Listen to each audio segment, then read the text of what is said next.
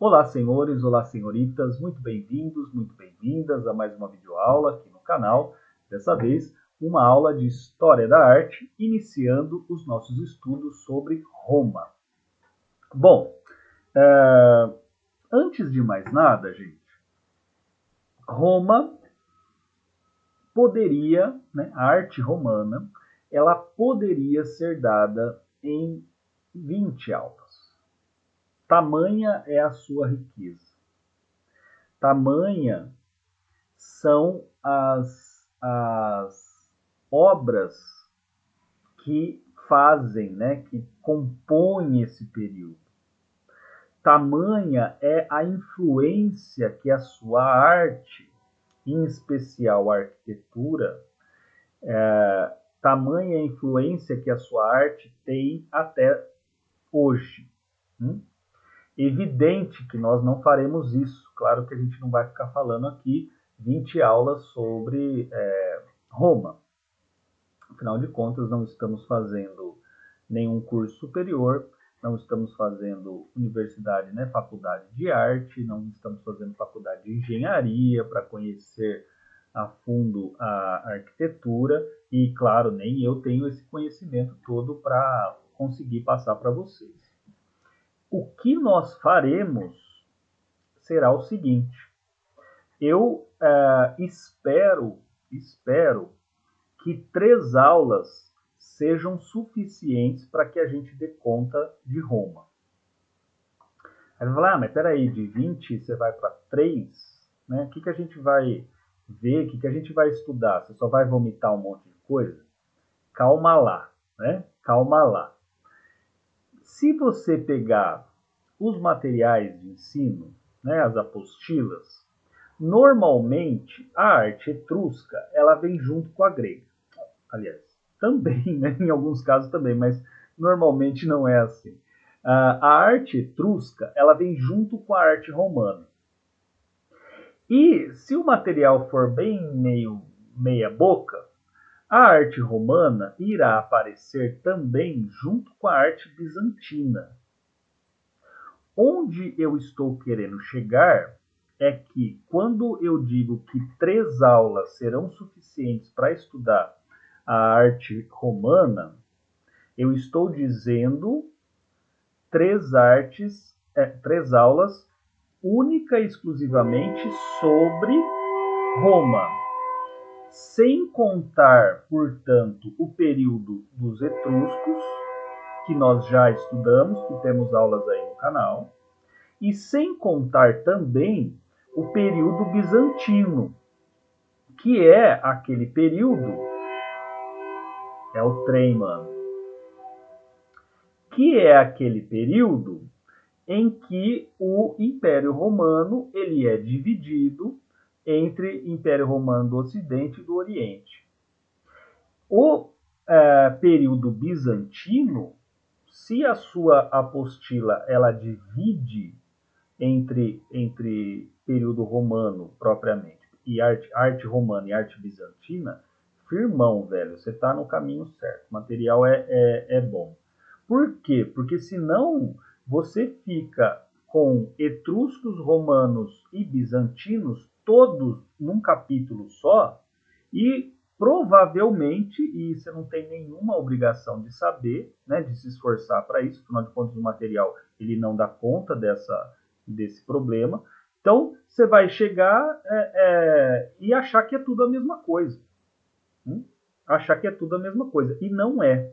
Então, reforçando, nós já tivemos 2 aulas sobre a arte etrusca. Essas 2 aulas eu não irei retomar aqui nada em específico, mas é bom que você tenha em mente as características gerais daquela arte, para que a hora que você se der conta, travar contato, né, com a arte romana, você seja capaz de identificar, olha, o que na arte romana é etrusco ou é grego, né? Qual é o traço etrusco, qual é o traço grego. Então, isso é importante. E a parte bizantina, da arte bizantina, a gente não vai mencionar. Então serão, de novo, 3 aulas sobre Roma, espero eu, e em cada uma dessas aulas eu vou falar sobre uma expressão artística. Na primeira aula, ou seja, esta, nós falaremos sobre escultura, na segunda aula sobre a pintura e a terceira aula sobre arquitetura. A escolha, eu poderia escolher qualquer uma das 3. Eu acabei por escolher a escultura porque nós vimos a escultura grega. E quando nós estudamos a escultura grega, os estudos que nós fizemos dos casos eram praticamente de esculturas romanas, né? Feitas por romanos, cópias, réplicas, né? Então, eu acho que é o caminho mais fácil que a gente tem, menos espinhoso que a gente tem para entrar no universo romano, né? Para entrar no universo romano. E aí eu fecho a aula de Roma com a arquitetura, que das três formas artísticas que estudaremos, a arquitetura talvez seja a que mais ainda influência tem sobre nós, né? Então, não é por acaso essa escolha, acredito que assim fica melhor para que a gente possa entender e para que a gente possa caminhar com um pouquinho mais de segurança, né? Um pouquinho mais de segurança. Afinal de contas, é muito rico, né? É um período extremamente rico. Você que manja de história absurdamente sabe que, né, período romano é treta, são muitos detalhes e evidentemente que esses detalhes se refletem na arte, né? Lógico, a arte é construção ativa de pessoas vivas, né? De pessoas vivas. Então, é assim que será dada a aula, certo? Primeira aula, arquitetura, desculpa. Primeira aula, escultura. Segunda aula, pintura. Terceira aula é arquitetura. Firmeza, gente? Último ponto antes de começarmos, né, a nossa exposição, é que, diferente do que acontecia lá na Grécia e entre os etruscos, a categorização dos períodos artísticos desses povos dessas regiões que eu acabei de dizer, em Roma, a categorização ou a periodização, melhor dizendo, é dada a partir das, digamos, formas de governo. Isso mesmo. Então, a arte romana, ela é caracterizada por arte da República, arte do Império e a arte do Baixo Império. Acontece que a arte do Baixo Império ela está muito já impregnada do cristianismo. E, gente, a arte cristã é a arte bizantina, certo? Por isso que daquelas 20 aulas, a gente consegue, na medida do possível, afunilar em 3 ou 4 aulas que seja, certo? Por quê? Porque aqui, nas nossas aulas sobre Roma, nós iremos estudar apenas a República e o Império antes da sua divisão, certo? Então, o que a gente vai... qual é o período? É do século VI a.C. ao século IV depois de Cristo. Beleza? Então, espero que tenha ficado claro esses meus informes, né? Eu vi a necessidade de fazer isso, para não chegar aqui e falar assim, vamos lá, Roma, na República, era assim, assim, assado. Acaba se perdendo muito, né? Então, eu espero que com essa explicação, com esses informes, você também consiga se situar melhor frente a esse universo super rico que é a arte romana. Beleza, moçada? Então vamos lá. Então vamos tirar aqui e vamos começar com o que nós preparamos para hoje. Ah lá. As características gerais da República. Ou as características gerais, melhor dizendo, não só da República, mas as características gerais das esculturas. Como disse a vocês, a arte romana é dividida a partir das suas formas políticas. Então, dividimos aqui em República, que vai do século VI ao século I a.C., e o Império. De novo, gente, é a última vez que eu falo, tá? Para vocês não quererem bater em mim. Este império que nós estamos falando é o Alto Império, né? É o seu período de surgimento, é o seu período de estabilidade, e com a divisão do Império Romano em dois, nós entraremos na arte bizantina, beleza? Portanto, só ficaremos nestes dois períodos. Bom, o período da República, ele é caracterizado pelo verismo. Olha lá, palavrinha nova para nós. Verismo, gente, é um realismo idealizado. Olha só que doideira, né? Já podemos parar aí, fazer o nosso primeiro stop aí. Verismo. Verismo dentro do vocabulário técnico da arte é representar normalmente uma pessoa de forma realista, mas idealizada.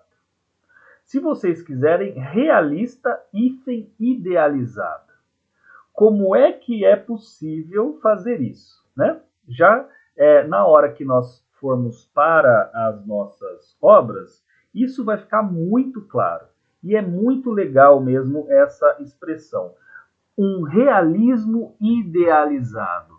A ideia de que eu tenho que representar com fidedignidade alguém, mas que essa representação dê ares de idealização, né? Ela tem uma aura de idealização, se é que nós podemos dizer isso. A segunda característica, olha lá, imagines maiorum. O que são imagines maiorum? É, claro, né, uma expressão latina, portanto, é comum dentro de Roma. E o que ela significa? Uma tradução literal seria a seguinte: a imagem do maior. Uma tradução ao pé da letra seria a imagem do maior. Agora, a imagem do maior, ela, se você não tem a representação, se você não tem a contraparte da significação aí da palavra, fica muito difícil entender que raios que é a imagem do maior. Portanto, se convencionou manter essa expressão, imagines maiorum, dando em uma tradução não literal o retrato do ancestral. Então é isso, gente. Em uma tradução literal, a imagem do maior. Agora, se nós tivéssemos que aportuguesar essa expressão, nós poderíamos dizer o retrato do ancestral. Retrato do ancestral. Aí já começa a fazer mais sentido, certo? E, finalmente, a República, ela dá ênfase, ela chama o olhar do povo, né, das pessoas, para a observação e a contemplação de pessoas comuns. Lembrem-se, gente, lembrem-se, a república, ela significa a coisa pública, a ideia de cidadão. Essa ideia de cidadão, evidentemente, traz consigo a ideia de que as pessoas, todas as pessoas, podem e devem participar da coisa pública. Então, num sentido um pouco mais rigoroso, o que significa, por que dar uma ênfase em pessoas comuns na República? Porque a ideia é que qual é o ato maior, o ato mais nobre da República? A criação de leis, mas a criação de leis por pessoas. Não claro, né, que não é por um imperador. Não que o imperador não seja pessoa, mas vocês entenderam onde eu quero chegar. Por pessoas comuns, pessoas que têm lá as suas atividades, mas que também, além das atividades ordinárias, por exemplo, dar aula, cultivar, dar palestras, ser professor e etc, etc, etc, além dessas atividades ordinárias do dia a dia, portanto, ela também, ela, pessoa, também tem a função de participar da coisa pública. E mais do que isso, gente, a República é um momento em que as pessoas, todas elas, têm um certo acesso às obras. Né? O que eu quero dizer? As pessoas comuns, elas têm um acesso para patrocinarem obras que as representem. E pessoas comuns, no sentido mesmo forte do termo. Só escravos, moçada, e só pessoas que não podiam exercer, que não podiam sair de casa, que não tinham por lei o direito de ter uma representação de si mesmo. É por isso que no período da República você tem uma infinidade de esculturas.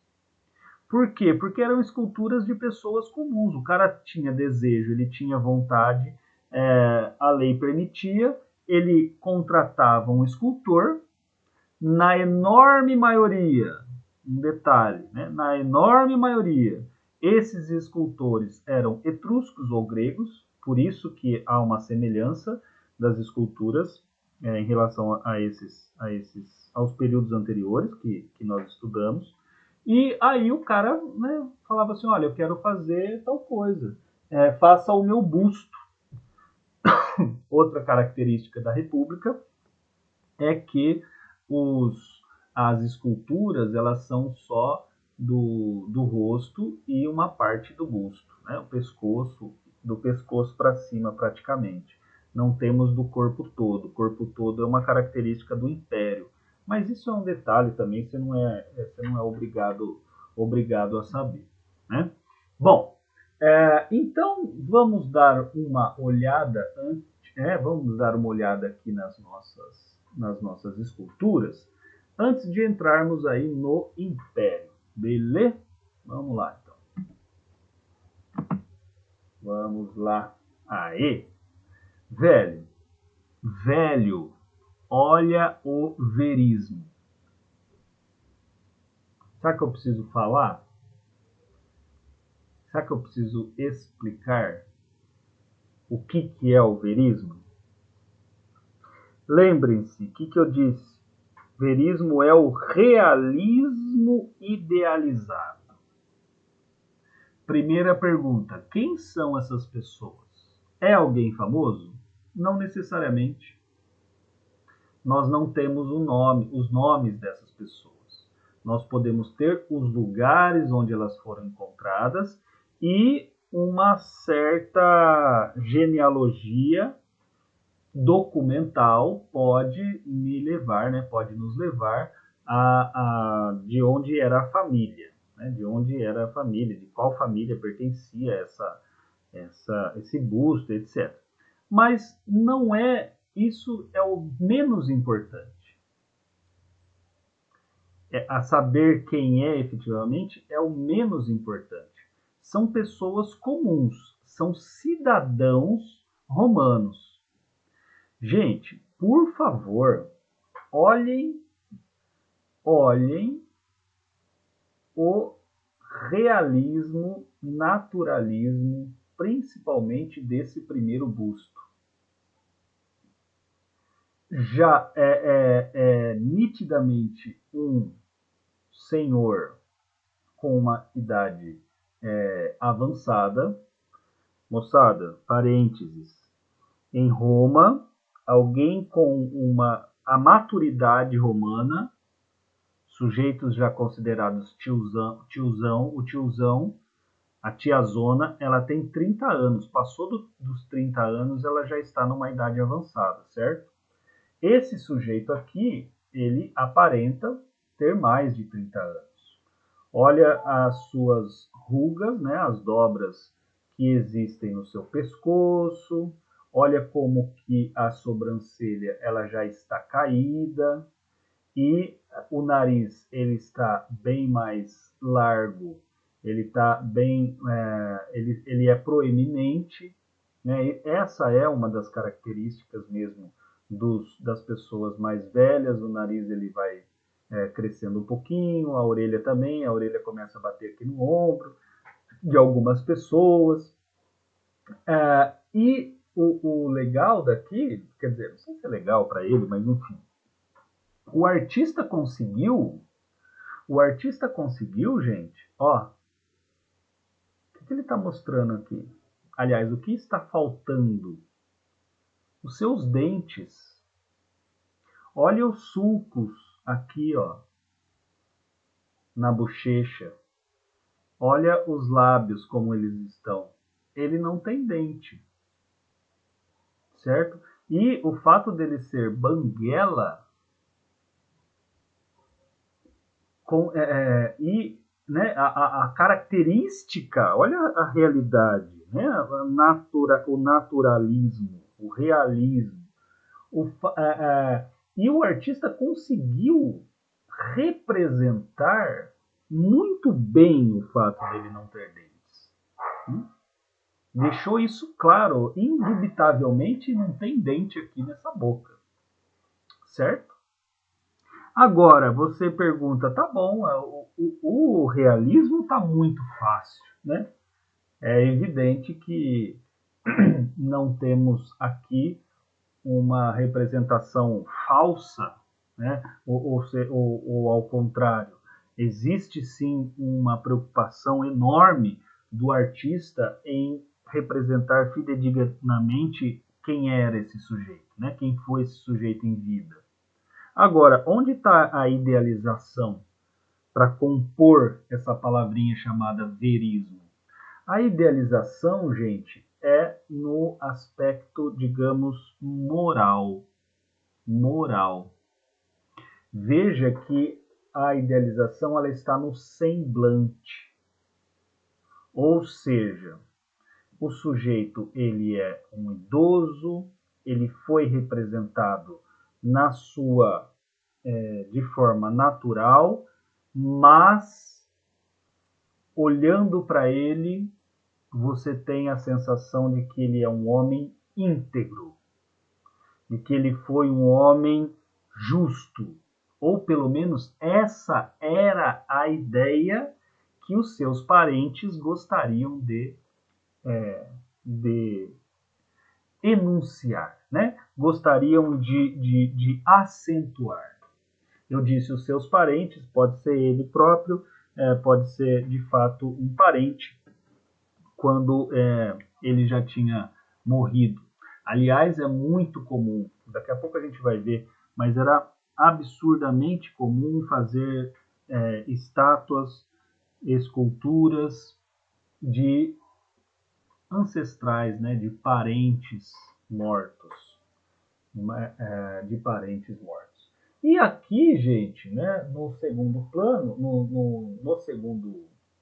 o segundo retrato, ele, ao menos para mim, ele dá uma sensação, esse aqui me dá uma sensação do sujeito ser mais jovem do que esse primeiro. Esse primeiro, para mim, é fantástico. É fantástico. Aqui também dá para ver, ó, os sulcos na maçã do rosto, um semblante, né? Olha o semblante. O semblante é o que nos dará sempre a sobriedade, as virtudes. Olha, era um sujeito virtuoso, né? Sujeito virtuoso. É aí que está o aspecto idealizado. Portanto, o verismo, espero eu que esteja claro aí para vocês. Olha só, outros dois bustos, outras duas figuras. Também pessoas desconhecidas, pessoas anônimas, mas que tinham um certo status social. Como nós sabemos que elas têm um certo status social? Pelo material com que foram feitas, né? Feitas de mármore. Mármore era muito caro. As outras estátuas, como nós vimos lá entre os etruscos, elas podiam, para a classe menos abastada, eles também tinham seus representantes, mas no caso deles específico, era feita de argila, né? Eram feitas de argila. Bom, aqui, moçada, nós temos as famosas máscaras da morte. Máscaras da morte. Ou, como eu falei para vocês lá atrás, daquela expressão latina, os retratos do ancestral. Gente, são máscaras mortuárias, feitas de cera. Isso era absurdamente comum em Roma. Aliás, não só em Roma. Nossa, o trem tá difícil hoje. Eu estou trazendo pela primeira vez as máscaras mortuárias, porque em Roma ela recebe um trato maior. Havia já na Grécia, havia entre os babilônios, mas ainda muito escassas. No caso grego, essas máscaras, claramente influenciadas pela arte etrusca, elas caem no sabor, caem na lábia do povo. Então, qual que é a ideia? A ideia é que essas máscaras estejam juntas do altar que, tal como os gregos e tal como os etruscos, todos os romanos, ou o romano que se prezava, tinha na sua casa, né? Um altar. Meu Deus, me desculpem, gente. Um altar para glorificar, louvar, enaltecer, agradecer aos seus ancestrais, né? Aos seus ancestrais. Então, essas máscaras aqui, elas foram feitas na oportunidade em que os caras estavam para ser cremados. Eles estavam, ou então, mumificados, ou então enterrados, mas normalmente se cremava, né? O corpo se cremava. Por curiosidade, gente, nós temos a máscara mortuária do Newton.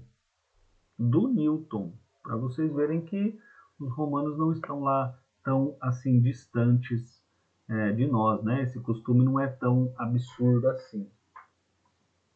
Bom, e aqui, moçada, nós temos as figuras femininas. Figuras femininas, né? Os bustos femininos. Olha só que imagem espetacular, olha que busto espetacular dessa senhora. Não parece ser tanto senhora, né? Para os nossos padrões, não parece ser lá muito senhora. Por que eu trouxe para vocês, né, os retratos femininos? Para chamar a atenção no cabelo, chamar a atenção para vocês do cabelo. Ainda é possível a gente perceber o verismo em todas elas, claro, né? Ainda mais nessa daqui, olha só, né? Olha a sobriedade dessa mulher, olha a altivez dessa mulher, olha os traços que nos dá essa sensação de mulher segura, né? De mulher zóio, sangue no zóio, de que ninguém deve mexer com ela. E além de tudo, e justamente por ser toda altiva, por ser sóbria, ela evidentemente nos traz a ideia de justiça, né? Ela tem jeito de agir justamente, independente do lado que ela possivelmente gostaria de favorecer, ela não faria isso em hipótese alguma, afinal de contas, ela é uma mulher extremamente sóbria, reta, né? Para vocês terem ideia de quão rica é a arte romana, as mulheres, o período, aliás, o modo de divisão para estudar os bustos femininos e as esculturas femininas, uma das características é o tipo de cabelo. Imagina, gente, se a gente tivesse que fazer uma aula só para cabelos femininos de esculturas romanas. Tem chapéu, não tem chapéu, o cabelo está preso, não está preso. Então você imagina que problema nós teríamos, mas é lógico que não dá para fazer isso, né? Bom, aqui acho que fica muito claro, né? Essa imagem, ela finaliza o período da República com todas as características inseridas no mesmo lugar. Estamos falando de Brutus Barberini. Brutus Barberini, ele era um patrício, ele era um aristocrata. E como você sabe que ele era um aristocrata? Olha só, moçada, que imagem maravilhosa, né? Que escultura maravilhosa. Veja o rosto dele e compare com estes outros dois, esses outros dois bustos que ele carrega. Veja se há alguma semelhança entre as feições desses bustos e a do próprio Barberini. Parecidos, não? Muito parecidos. O que o Sr. Barberini está nos mostrando? Ele está mostrando a sua linhagem.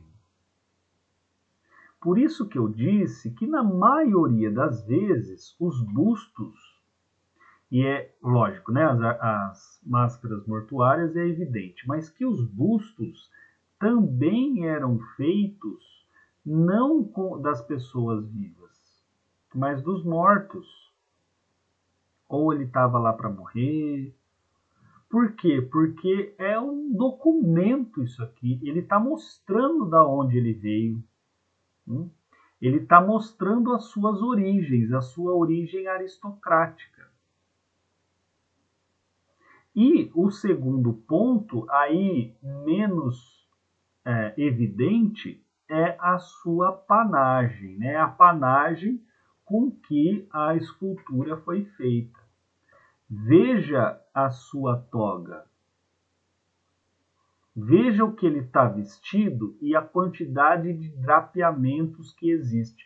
Drapeamentos são as dobras, tá, gente? Aos poucos a gente vai se acostumando aos termos técnicos aí. Os drapeamentos. Veja como esses drapeamentos eles estão feitos. Olha a quantidade de pano que tem. A quantidade enorme de pano que esse cara veste. Ele não pode ser pobre, porque o pobre não vai ter dinheiro para comprar um negócio desse. Mais do que isso, né, ele tem uma posição de cidadão.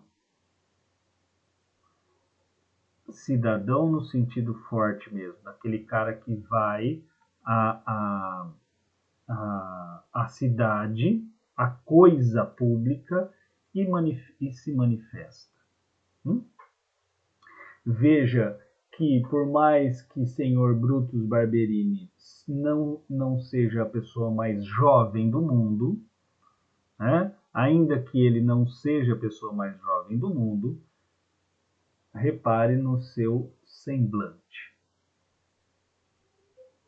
Sereno, né? A serenidade. Outra característica, e é só uma curiosidade, não vou cobrar isso em nenhum lugar, espero que o vestibular também não, é que o período da República e o período do Alto Império, e no período, desculpa, do Alto Império, os homens são representados sem barba. Começou a aparecer barba, começou o declínio do Império Romano. Certo? Só uma curiosidade, não vem ao caso nós estendermos aí muito sobre esse fato. Bom, tínhamos para falar, né? Ainda tínhamos um conteúdo para terminarmos a escultura, que seria o período do Império. Se eu começar agora, vai ficar extremamente extensa a aula, então é bom que paremos por aqui, que fiquemos aí só no período da República e que depois nós façamos uma aula mais curtinha sobre o Império, ainda dentro da escultura, e passe adiante com a pintura. Beleza, gente? Então eu fecho aqui. Muito bem. Então é isso, moçada. Vejam as coisas, né? A ideia era que nós conseguíssemos apresentar esses dois períodos nessa aula. Não foi possível. Não foi possível porque a gente também, né, não pode só vomitar, como eu costumo dizer. Né? A gente não pode só vomitar. A gente tem que fazer esses estudos aí, porque é isso que vai te diferenciar na hora lá do vestibular. Né? Nós temos que fazer essas análises para que vocês consigam depois expressá-las aí nas questões de vestibular. Não tem problema, essa aula ela fica então por aqui, né? A gente falou sobre o período republicano e logo mais na próxima aula nós falaremos apenas sobre o período do Império. Beleza, gente? Um beijo, muito obrigado pela atenção, muito obrigado pela paciência. Aparecendo algumas dúvidas, aparecendo qualquer coisa aí, dá um toque para nós. Beleza, gente? Um beijo e até mais. Valeu!